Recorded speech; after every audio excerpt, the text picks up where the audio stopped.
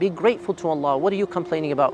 First world problems, what are you complaining about? That you have 3 people in a house, alhamdulillah rabbil alameen. For that, they have 15 people sometimes. They have no space, and that leads to a lot of other issues that are difficult to talk about. A lot of difficult issues to talk about. Assalamu alaikum wa rahmatullah. My name is Suleiman Hani. Donations are constantly having to support people's basic lifestyles when it comes to like hygiene and clean water and education, which is so important to break the poverty cycle.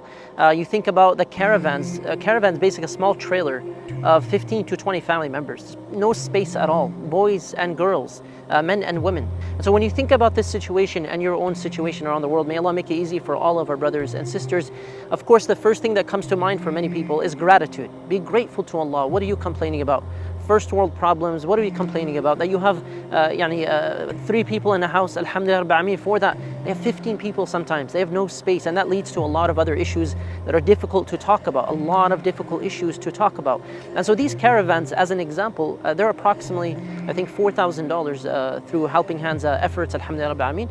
And you have the ability to now give relatives and family members, adult, young women, their own space finally.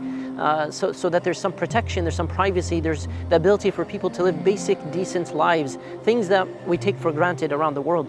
You think about the hygiene kit project, education project, the students who work really hard in this difficult situation in the desert, but they study and they read books and they try their best with limited resources, and they apply to universities. If they do well enough, they may be able to enter into programs and be, inshallah ta'ala, somebody who's working technical skills. So it breaks the poverty cycle, and even that requires support when it comes to scholarships, clean water, education, hygiene, the caravans, and of course whatever you're able to do to support these causes. It is one of the most noble acts of worship, one of the best ways to use your zakat and to show Allah you are really grateful for the blessings that you have.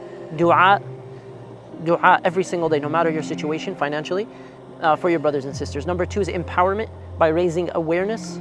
Don't think it's a small thing to share what's happening.